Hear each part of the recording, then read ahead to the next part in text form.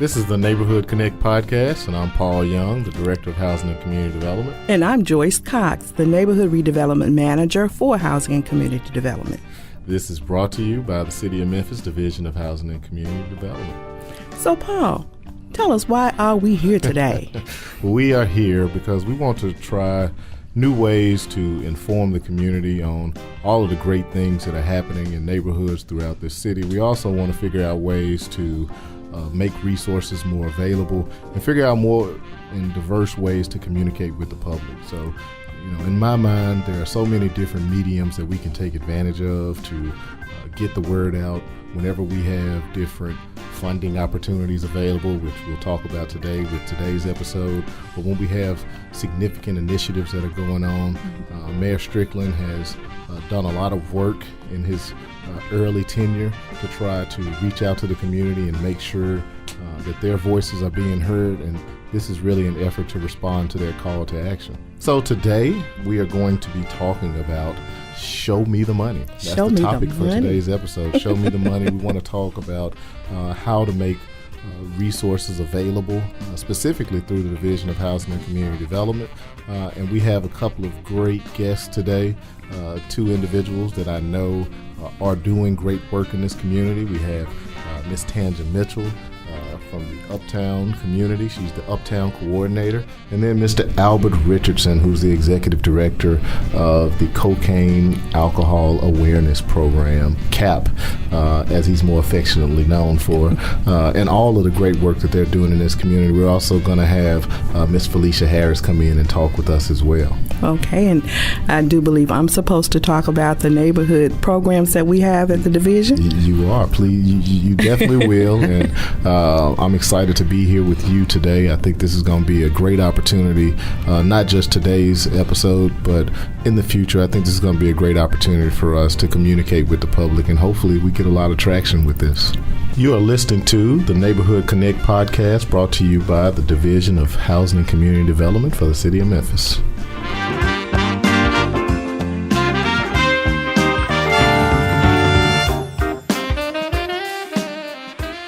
This is Neighborhood Connect.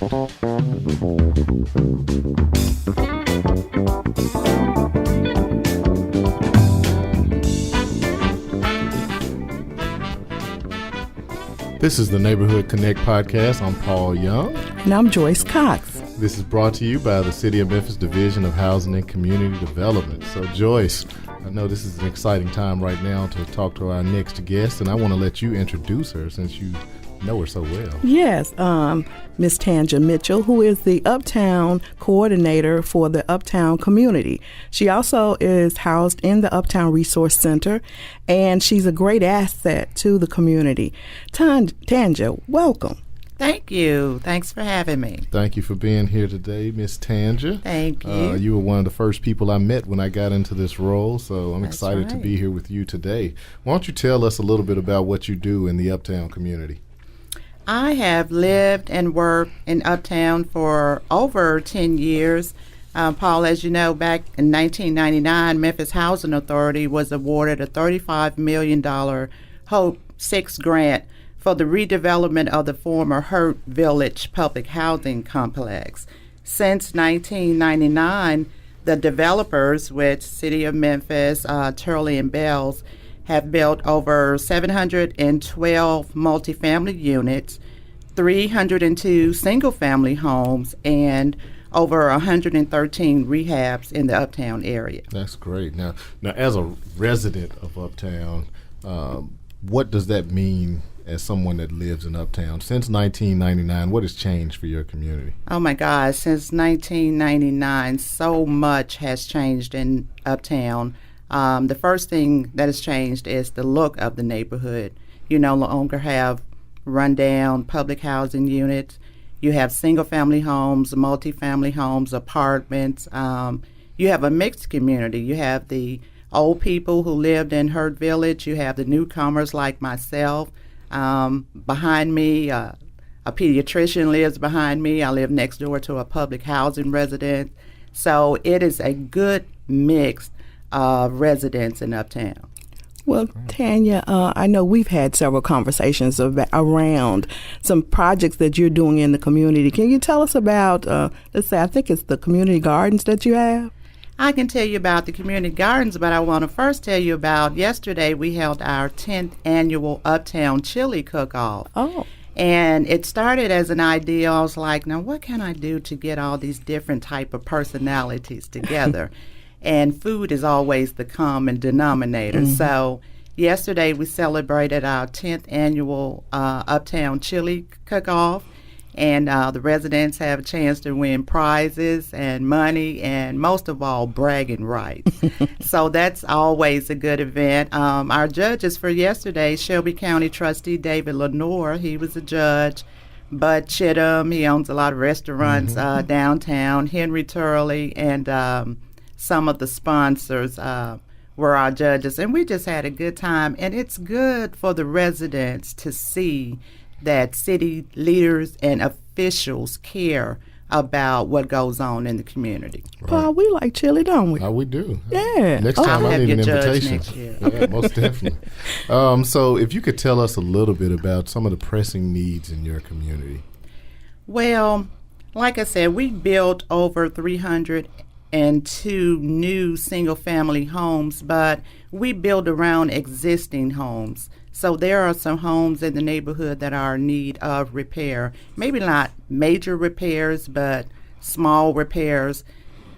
Repairs that'll keep the house warm, safe, and dry. Right. Now, do you think these properties are owned by property owners or investors? Or are they? And no, they are owned by property owners, residents who've been in the area for a while, and they might be low income, they might be elderly, but they just need a little help bringing their house up to code. Okay. Well, as you know, this episode is about show me the money. Yes. Show me ways show me the money. to figure out how we can invest in our communities. And I think in future segments, you're going to hear some opportunities that are available through the Division of Housing and Community Development to help address some of the needs that you have in your community. Great. This is Neighborhood Connect Podcast, and we're here in studio today with Miss Tanja Mitchell, the Uptown Coordinator.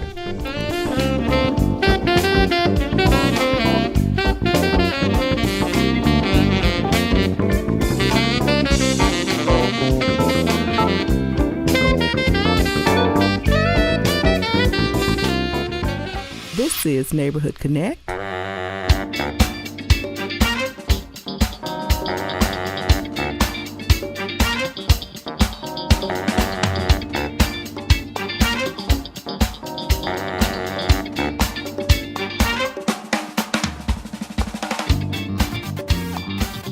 Once again, this is Neighborhood Connect, and we have in the studio today Miss Tanja Mitchell. Tanja, you want to tell us a little bit more about what you guys are doing in your community or around community gardens? Okay. I don't know how long ago, maybe about 10 years ago, the Rotary Club of Memphis came in and built a garden for the residents in Uptown, because some of our lots are small or not buildable. Mm-hmm. Some of our residents live in multifamily units, but there was a need for gardening. Mm-hmm. And so we built a community garden, but now we would like to take it from a community garden to true farming and economic opportunities. Because as you know, there is a need. I go to the store myself, I buy cut flowers, I buy herbs, things that I don't grow in the garden. But there is a need and a market for someone to grow these things and make some money from it.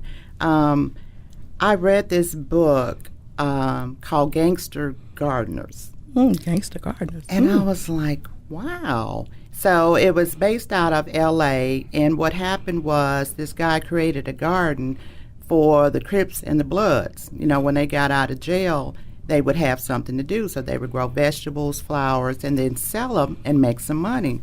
And so I got to thinking, I said, we can do this in Memphis. I mean, if we're honest, we have a gang problem. Mm-hmm. I would like to see a program where we can put God-given dirt, plants, vegetables into the hands of our youngsters instead of guns. So if you're talking about show me the money, so if there is some funds available, I would like to talk with people who work with youth on a daily basis and see what we can do. Maybe not call it a gangster garden, but take those at-risk youth and give them something to do. Yeah, I love that idea because you're really taking something that addresses multiple needs in the community. You talk about addressing food insecurity in our communities. You talk about addressing recidivism and trying to find ways to keep our residents from going back to situations that they dealt with in the past. And so I think that has a lot of opportunity. And when we talk about funding for an opportunity like that through our neighborhood development grants, which is something that Joyce manages through the Division of Housing and Community Development, that's something that would be a great project. So hopefully you will look at our upcoming round for Strategic Community Investment Fund, SCIF, which we'll be talking about a little bit about later. Look at that as an opportunity. Well, Tanja, I know you and we have a lot of conversations around how to prevent certain things in the community. We took a trip to Nashville, what was it, last year, I think it was, when we went to see Thistle Farms. Oh, that's right. Yeah, and I think we had talked about maybe doing something similar to Thistle Farms in the Uptown community. You want to talk a little bit about that? Right. Thistle Farms, that program, if I'm not mistaken, they took the homeless women off the streets in Nashville, gave them a place to stay, and also gave them a trade. Exactly. They sell candles, oils, things that you and I use every day and pay good money for. Exactly. So, and there's also a need for that. We have a huge population of homeless women in Memphis, more than I ever thought. So it'll be great if we can find a property and create the same opportunities for them as they did in Nashville, as far as housing and production of the product, just getting them off the streets. Yeah, the work that you are doing in Uptown is truly remarkable, and we are excited to have you as a partner, and we hope that you will continue to be engaged in the work that you're doing and continue to make your community a better place. And thank you from the residents of Uptown. Thank you for what you do, Paul and Joyce. Oh, you're welcome. You're listening to Neighborhood Connect, brought to you by HCD.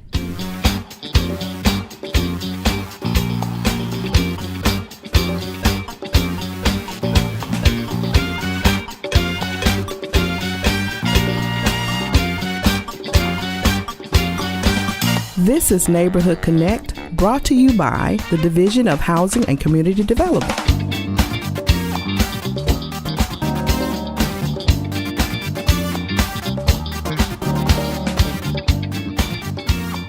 Paul, why don't you tell us a little bit about our next guest? I'm really excited about this next guest. I've gotten a chance to go over and see some of the great work that he's doing in this community and in this city. He has an awesome testimony.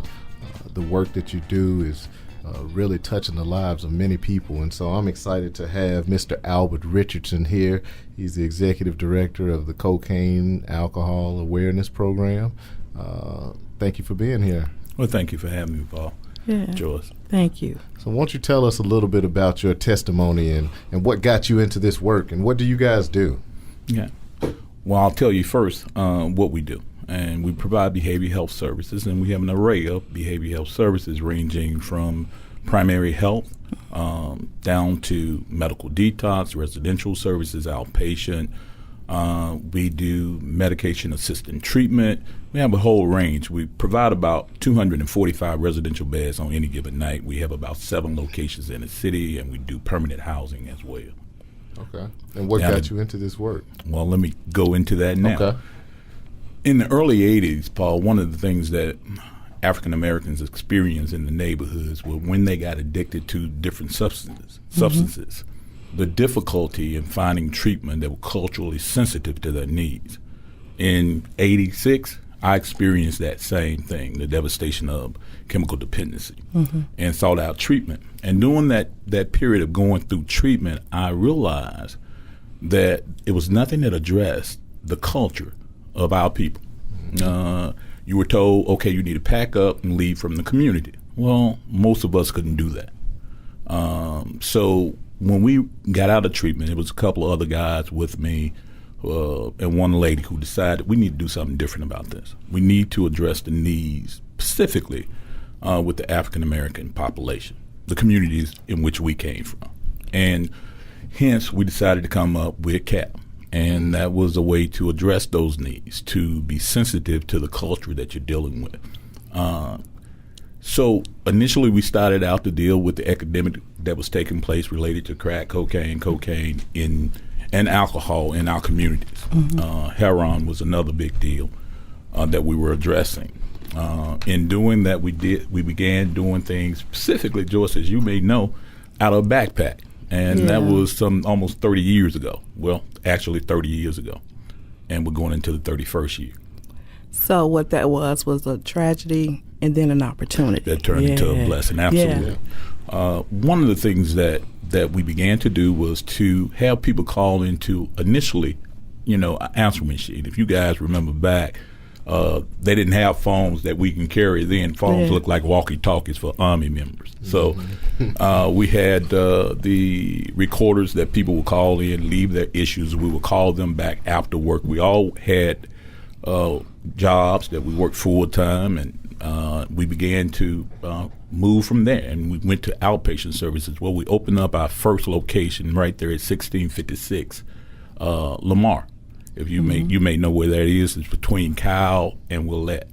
Yeah, I know exactly. Yeah, and so we began to see a large number of individuals trying to get into recovery who had experienced the devastation of chemical dependency. And we started to address those needs.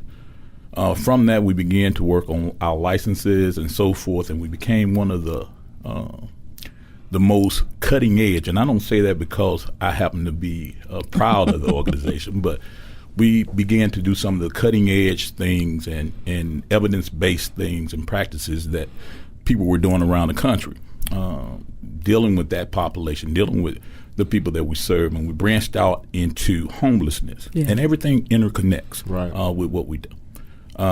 Today, we provide, as I mentioned before, over 245 residential beds to veterans, to homeless men, to female offenders who are nonviolent female offenders who are sent to us through the court system. We provide medical detox, residential services, what we manage, what I mentioned before, medication assisted treatment, which is a new cutting edge technology, as well as a different traditional treatment option. And the federal government is really putting everything behind this, and it has to do with the heroin epidemic and opium epidemic that we're experiencing across the country. As you have read in many of the news articles here in the city about overdoses. Dealing with heroin and opiums and over-prescribing medication that even our elderly is getting addicted to because it's legal. Your doc prescribe it, and an elderly person thinks, okay, I can take it because my doc prescribe it. But you don't take it like the prescription says. So you guys are really engaged in a wide array of things that really touch this community. And one of the themes I think that we're picking up out of conversations today is just the interconnectedness of all of these issues with community development and making our neighborhoods whole. Want to get into some other conversations in the next segment where we talk about some of the work that you guys are doing in the community.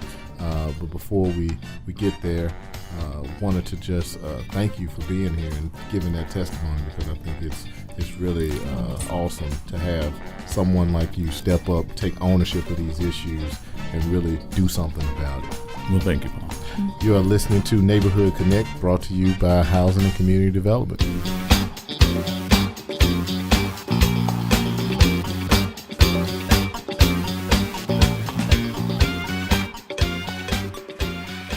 This is Neighborhood Connect.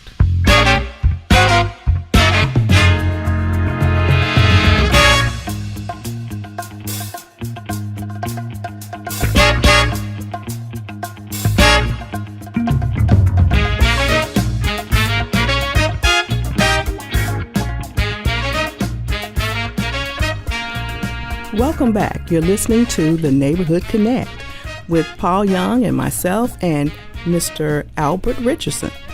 Mr. Richardson, now I was driving down Lamar a couple of weeks ago, and I looked over to my left, and I was like, CAP is opening a new office. Tell us about it.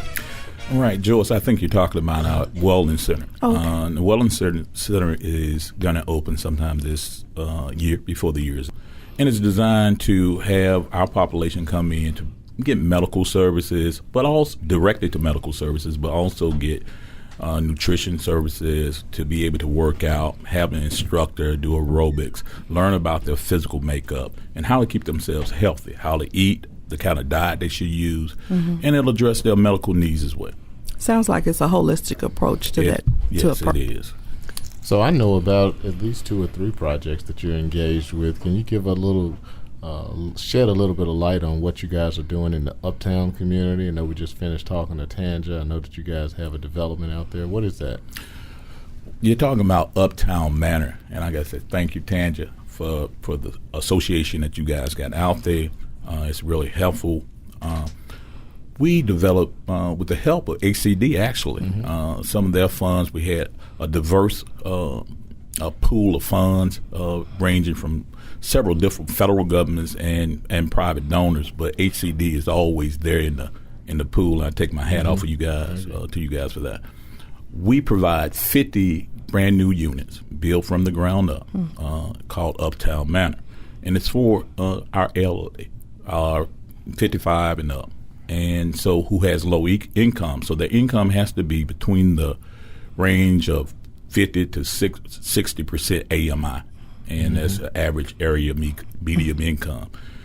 Those individuals are brought into the facility, brand new, as I said, units with stainless steel appliances, granite tops. It's really nice. It's the kind of units you would find in the Germantown area. And one of the things that we wanted to do is to bring that kind of decor to our community, to the population that we serve. Now, one of the things that we're really focused on, not only with the housing, but with the needs of the individuals who will be living in those houses, medical needs, mental health needs, transportation needs.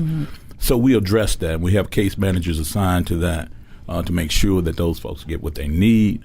We have a laundromat. Most laundromats cost you coins in order to wash. We don't believe in that. That's right. We believe that an individual should have the ability to stay clean, if nothing else. So the washers and dryers are free. It's no cost. They have codes in which they use to enter the laundry room. It's about 9 dryers and 10 washing machines that they can do their washing in. It's a secure environment. So, it's a pleasure for us to give back to those who gave so much before us. Right. And most of those people are baby boomers who's moving there now. Now, are the units full? Yes, sir. All right. Yes, sir. We actually have a waiting list, and that's that's a good thing, but it's also a bad thing, Paul. It means that one of the populations that goes underserved in our community is that elderly population. Right. Dealing with the housing. It's a shame to say it in these days that we got so many elderly people living in dilapidated housing, not suitable for human habitation. Right. Yet we have them living there because they have nowhere to go. So the need is definitely there. And what about the project that you're doing with the 26 single-family homes? Paul, again, we are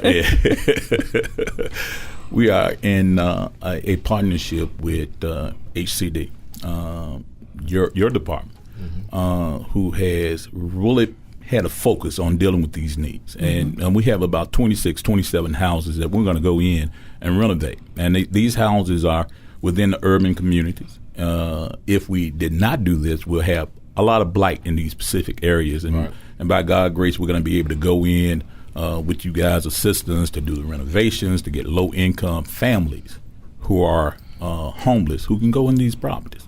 And we have so many people who live in cars because they can't afford to live in a house. We're going to change that, Paul, with you guys' help. And, I wanted to, again, I'd be remiss if I didn't say thanks for HCD involvement, your leadership, Paul and Joyce, it's just it's a great effort that we're putting forth. Thank you. One of the things that I've often said since I've been in this role is that if we don't find ways to invest in the people that occupy the spaces that we invest our capital dollars into, then we're missing the mark as a community. We have to figure out ways to invest in the actual people and the families that are going to live in these developments, because that's what's going to make the significant difference in our neighborhoods and in our communities. And Mr. Richardson, I just wanted to say I had the opportunity of going touring your development, the Uptown Manor, and they are state of the art. If I was a senior, which I'm not, I would love to live there, but I mean, it is really, really nice, and it just complements the area. And it's good to see, organizations that do take a holistic approach to that whole man. A lot of times what I found is that if a person needs $100 and you give them a nickel, that does not meet the need. So you've got to meet them at the point of their need. And organizations like you, we do say thank you. Thank you, Joy. And you are listening to Neighborhood Connect, brought to you by Housing and Community Development. Thank you for being here, Albert. Thank you, Paul. Thank you, Joyce. Thank you.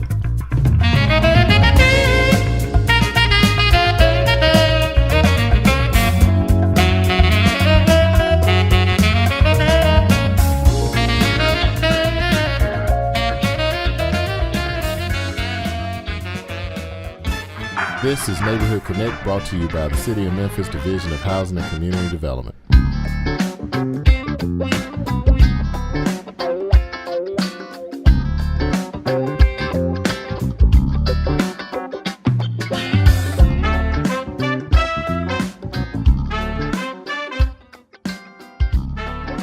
So Joyce, we've been here today. We've had some great discussions about great projects and initiatives happening today, but we hadn't really talked about showing us the money yet. Showing the money. So this segment, I think we'll get an opportunity to really dive a little bit deeper into that. Well, who do we have today? We have a very, very special guest. Our guest actually works with us in the Division of Housing and Community Development and is an expert on our funding opportunities that are available to the community. And so I want to introduce Miss Felicia Harris. Hi, Felicia. Hello. Felicia, why don't you tell us a little bit about what you do with the Division of Housing and Community Development? Okay, my name is Felicia Harris. I am the Manager of Planning and Development at Housing and Community Development. Now, what does that mean? Well, what does that mean? I work on our annual reports, our fiscal reports, and do a lot of special projects and work in our planning and grants department. Okay, good. So SCIF, as it's affectionately known through Division of Housing and Community Development, which stands for Strategic Community Investment Fund. So tell us a little bit about what SCIF is. Okay, so the Strategic Community Investment Fund, also known as SCIF, is our way by which we grant and do subcontracts and do grants to the community. And we do that through our funds that we receive from primarily HUD, and then we sub-grant those back out to the street. All right. So can you tell us just a little bit about how SCIF came about, what, the idea was behind SCIF? Why are we doing SCIF? Well, we have a lot of neighborhood, community-based organizations that need funding. And so we use our funds to help them to supply a need to our vulnerable populations, mainly our low to moderate income neighborhood and residents of Memphis. Okay, and there's some characteristics that they must have, like they must be a 501c3. Well, most of them. But we also have nonprofit and for-profit entities. Our grants are in mainly 4 particular areas. Homeless and special needs, which serve the vulnerable populations, such as youth, elderly, disabled, and the veterans. And then we have our nonprofit housing, which are for certified community housing development organizations. Most of them, or not all of them, are nonprofits. And then we have the real estate development, which is for multifamily and single-family developers. So those are people who are doing houses or apartments. And then we have our neighborhood development program, which, Joyce, that you're over and you'll tell us about. Yes. I know one of the acronyms for community housing development organizations, we used to have a manager that called them CHDOs. But, and she was from California, so we know why she did that. But we call them CHODOs, and they're designated to use a certain pot of money, which is called home funds. And we have to have a 25% set aside. They use those dollars in targeted neighborhoods where they do housing development. Also, I'll just share a little bit about neighborhood development. And we are so excited because this year, for the first time since 2011, we received some city dollars to put do some neighborhood programs or projects, and we are very excited about that. We do community gardens, help with capacity building, counseling, pre and post home ownership counseling. So that's something that we are just really excited about, is being able to help the neighborhoods and put some money on the as they say, the grassroots. And that's the neighborhood development grant. Exactly. And the other grant in that category is the community economic development grant. This grant was really started to stimulate the economic development in the low-income neighborhoods. One project that I'm really proud of is we worked with the Fraser Community Development Corporation on Watkins, where we did a rehab project for 4 bays, commercial development, and it is now a clinic. It's called Flex Works. And so, we did that in, I think it was 2013. So, thanks to our director, he allowed us, or he carved out some money so we could put those monies back on the street and do some projects similar such as that.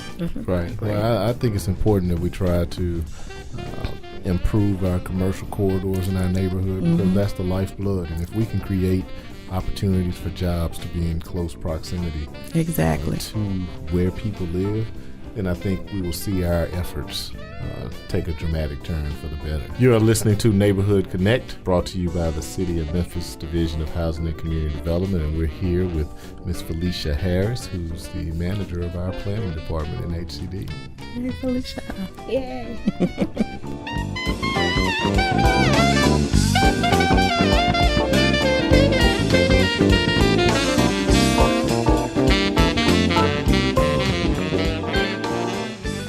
This is Neighborhood Connect.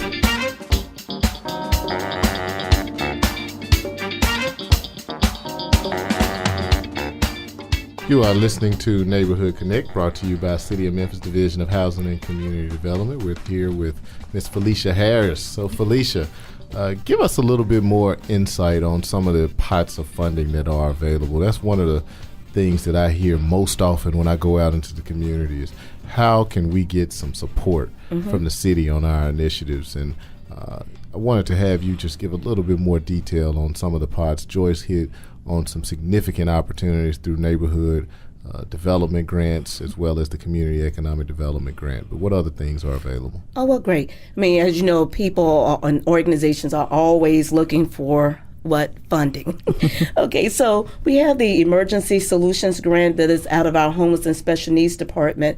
This is a grant that is for nonprofit organizations, that serve homeless populations. And so some of the eligible activities are, funding emergency shelters, helping them with some of those essential services and funding their programs and their activities. And then we also have our community housing development organization, which CHODOs, which Joyce already has talked about. And some of the things that we help in that category, helping those CHODOs to do acquisition, rehab to projects, new construction, housing, and those type of things. Then we have HOPWA, which stands for our Housing Opportunities for Persons with AIDS. This is, again, in our Homeless and Special Needs Department, and this is for nonprofit organizations that serve people infected by HIV and AIDS. And some of the things we have there are with supportive services, helping with short-term housing, and the operational costs of doing that housing.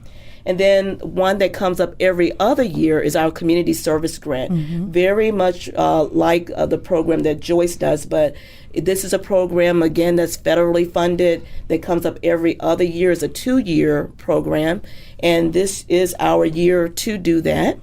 And it is for nonprofit organizations, and they help them to provide services such as after-school programs, any type of community-based programs that would serve youth or elderly, and again, low to moderate income individuals. You may keep on going. We have a few more. Sure, you may as well run through the rest of them. You're on a roll. Right. So then we have also, out of our Homeless and Special Needs Department, our home-funded tenant-based rental assistance. This program provides rental assistance for up to 2 years. It actually subsidized people rent for, I think they had to pay about 30% of their rent or so, and we supply the other part. And they have to have income. It means they have to have a job of some type or some type of income. But we help them with rental assistance and utilities assistance as well. And then we have in our real estate department affordable single and family housing programs. And those are for both nonprofit and for-profit developers. And they help them with construction, putting down the infrastructure stuff such as streets and things like that. Again, multifamily meaning apartments, and single family meaning, like the single family units. And they have to be located within the same zip code that the developer is doing it in.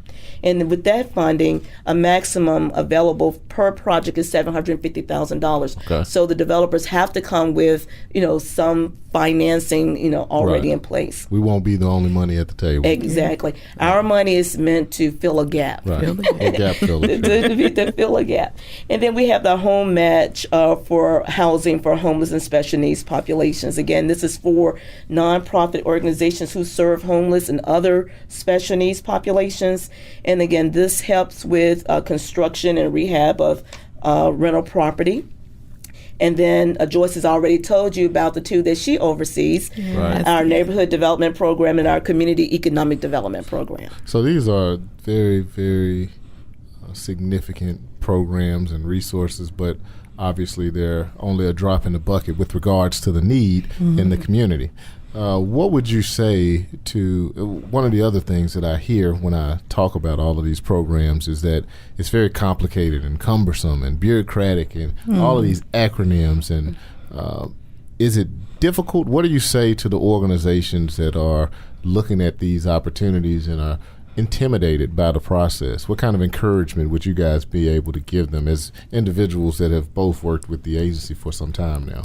Well, one of the things that we do is we will answer questions. If you call us, we'll answer your questions. But typically, because the grant funding process is judged by outsiders, we have a committee that'll come in and they'll look at it.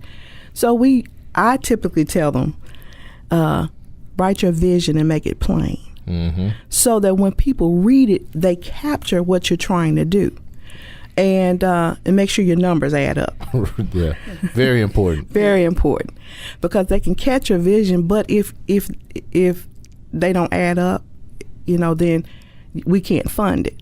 But we can help you after the fact. If let's say you don't get funded, then you come and you talk to us, and we'll sit down and talk with you and say, well, okay, this is why you didn't get funded, and we'll show you. We can't do the application for you, but we can certainly show you your errors. Right. Yeah. Some of the things I tell people is to remember that this is a competitive process. Exactly. And you want to make yourself competitive. And you want to make sure you're very familiar with the application as well as the program or the programs that you are applying for.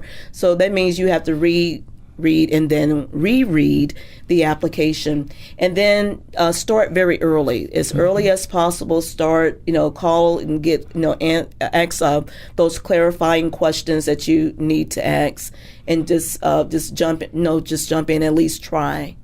Great. Well, we have reached the end of this episode, but I do want to leave people with opportunity to reach someone to provide more information if they have questions. Do you have the website where the information can be provided? Sure. So I also need to note that November the 18th at 4 o'clock p.m. is the day. Not 4:01, not 4:02, but 4 o'clock p.m. is the deadline to get those applications in to us at 701 North Main Street at the Housing and Community Development Office. The website for more information about the SCIF program is www.scif.memphistn.gov. Again, www.scif.memphistn.gov.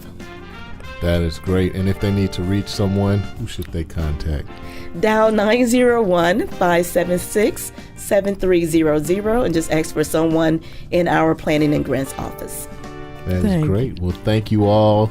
Hopefully the residents got a lot of information out of Show Me the Money today. And we really only talked about the monies available through Housing and Community Development. We see this is an immediate opportunity, but our goal is to work with the private sector, with the nonprofit sector, the foundations, all of the other agencies that provide funding throughout the city. Eventually, we want to develop a seamless pipeline where all of our initiatives complement each other. And so thank you all for being here today, and thank you for listening.